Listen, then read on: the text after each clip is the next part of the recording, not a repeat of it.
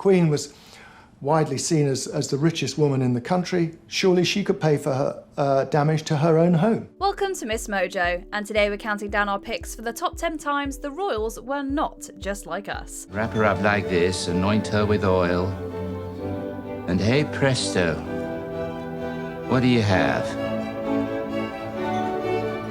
A goddess. For this list, we'll be looking at the most striking ways in which most of us can't relate to the life of a member of the royal family. Do these facts and moments make you want to be a royal, or make you glad you aren't one? Let us know in the comments. Number 10, pressed PJs and shoelaces. If we're being honest here, we didn't even realise that shoelaces could get wrinkled. But apparently King Charles knows they can, and he refuses to let that happen. Well, actually, he makes sure one of the many people who serve him refuses to let that happen. He's so fussy and set in his ways, he'll love it if you adapt to him. Per Paul Burrell, who previously worked for Princess Diana and the Queen, Charles has his pyjamas pressed every morning, and his shoelaces are pressed flat with an iron. Turns out, wrinkled shoelaces aren't the only thing we've been clueless about either. Darling, you really know nothing, do you? You need a proper Fred tutorial. We only know about velvet toilet paper because there are rumours the king is an avid user of the product. There were even stories about him having his own toilet seat, though he's denied those. Golly, he obviously tells you everything. Number 9, on election day. Oh yes, have you voted? I know one shouldn't answer. I have none. While too many don't vote, on election day we all can, and are strongly encouraged to do so. After all, it's a way to make our voices heard and be part of the democratic political process. Supreme executive power derives from a mandate from the masses, not from some farcical aquatic ceremony. Be quiet! But you can't expect to wield supreme executive power just because some watery tart threw a sword at you. Shut up! Things are pretty different for the royals though. The family is meant to remain neutral in the public eye when it comes to politics, and thus they typically don't vote in elections. This is especially true for the king or queen. I'm aware of your affection for my predecessor, and doubtless you'd have preferred him to have continued in office. It is my duty not to have preferences. Now, technically, there's no law against it, but the UK Parliament's website states that it is considered unconstitutional for the monarch to vote in an election. Number 8, the Balmoral test. In the 4th season of The Crown, we watch as Diana meets Charles's family at Balmoral Castle for what's known as the Balmoral test. Basically, it's just a get-to-know-you situation. But when the people you're getting to know are the royals, everything is turned up a few notches. Part of the gang or not part of the gang? Apparently it's ruthless.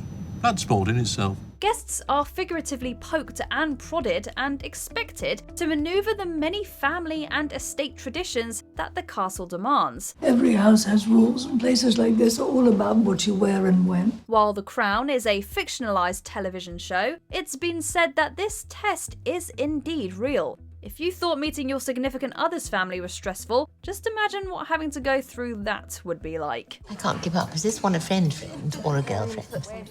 In the balance, I think. Hence the invitation up here, to see if she sinks.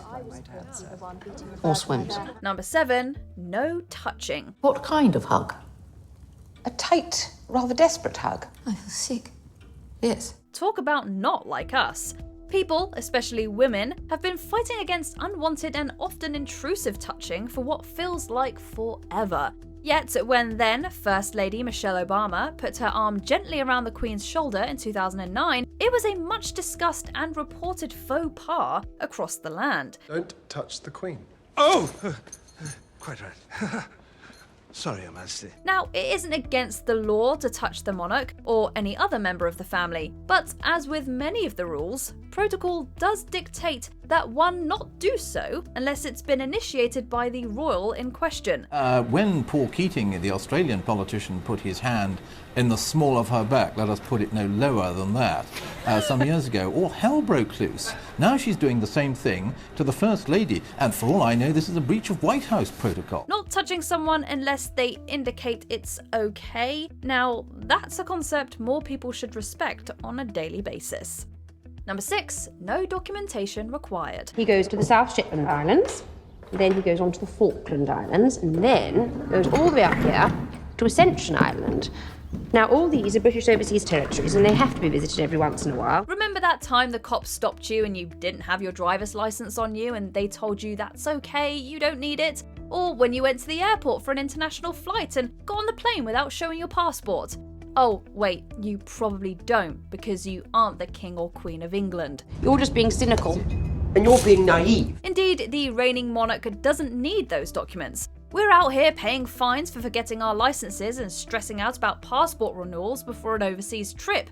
Meanwhile, King Charles is relaxing in his newly pressed pyjamas and not worrying about any of that.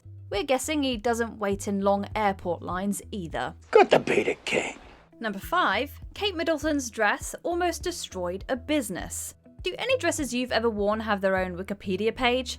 Has a photo of you wearing a dress ever almost destroyed a business? There's one woman in the world that can answer yes to both of those questions, and that woman is Kate Middleton. Yes, well, I really hope I can make a difference, even in the smallest way. When Middleton wore a little blue dress by fashion designer Daniela Issa Helayel in her engagement photos, Helayel probably thought that it would be great for her.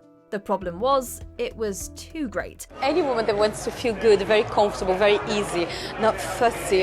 It's like the clothes are cut to be very simple and very easy to wear and to flatter the figure always. After the pictures went public, demand for the dress exploded to a point where the designer and her label couldn't keep up with the 45% increase in sales. The business eventually went into administration, launching again in 2015. So chic, classic, so beautiful. I think it's special for me and for many women. Number 4, money for repairs. In November of 1992, there was a major fire at Windsor Castle that caused millions of dollars worth of damage. The fire began just after 11:30 this morning in the private apartments at the castle and has since spread, causing extensive damage to the fabric of the building and taking an unknown toll of the numerous works of art in the castle. The castle is a primary residence of the royal family and is owned by the state. It was therefore thought that the state, via taxpayers, would pay. The Queen was pilloried for the next 2 weeks about government paying for it, suggesting that she lives there, she should pay for it. In the end, a private trust was set up and the Queen made some of Buckingham Palace open to visitors for a fee to cover the bill. Charging people to visit your house sounds pretty tempting, but it's also completely unrealistic for anyone who isn't royalty. The Queen did begin paying income tax after the fire, though. She's no different, and that's it. She should pay tax. Well, it's about time she paid for her own way. She's supposed to be the richest woman in the world, so why not? Interestingly, she also requested, and was denied, a poverty grant to help with heating costs back in 2004. Number 3, permission to marry. Will you forgive me if you deny me the man I love? Many people choose to ask their partner's parents for a blessing before proposing to. But how many of us have been legally obligated to ask the United Kingdom's monarch for permission to tie the knot? Well, for the longest time, most members of the British royal family required the sovereign's permission to wed. That's no longer fully the case. The passage of succession to the Crown Act in 2013 limited the monarch's veto power to just the first 6 people in line to the throne. I promise that I will never do anything to block any marriage of yours ever again. Thank you. And then there's the weddings themselves. How many of us have watched a royal wedding and thought, wow, that looks just like a typical ceremony? The Lord mercifully with his favour look upon you, and so fill you with all spiritual benediction and grace. Number 2, Charles becomes king. The Queen died. Charles was next in line, so he became king. But can you imagine the weird dynamic of having to wait for your parent to pass away before you get a promotion at work? Because until she dies, I cannot be fully alive. Nor can I be the thing for which I have been born, so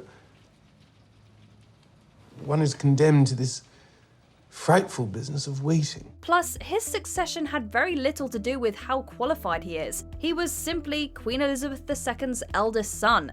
At least on HBO's Succession, where one of the kids would likely take over the company should anything happen to Logan Roy, the ability to do the job matters. Oh, and did we mention that Charles doesn't have to pay the 40% inheritance tax that's required of British commoners? Must be nice. But you don't approve of me. I have nothing against against you personally. Before we continue, be sure to subscribe to our channel and ring the bell to get notified about our latest videos. You have the option to be notified for occasional videos or all of them. If you're on your phone, make sure you go into your settings and switch on notifications. Number 1, the 1969 documentary. All to open things up. Yes, bring us more in line with the real world. Democratise us. By the end of the 1960s, the importance accorded by the public of the royal family was seen as dwindling. So a TV documentary about them felt like a great way to endear the Queen and her family back into the hearts and minds of the British people. I want people to like us, to feel that they know us. I know you value your privacy, but I think there's a lot about you that they would like if they got a chance. Well, it worked. Many millions of people worldwide tuned in, and it seemed to lift the stature of the royals amongst the populace. However, by putting themselves out there like that, it also seemed to make it okay to comment, criticise, and intrude on the family's lives to a degree not seen prior. We can all relate to that, right? Last scraps of armour as we go from ruling to reigning to... To what? To being nothing at all. Do you agree with our picks? Check out this other recent clip from MsMojo, and be sure to subscribe and ring the bell to be notified about our latest videos.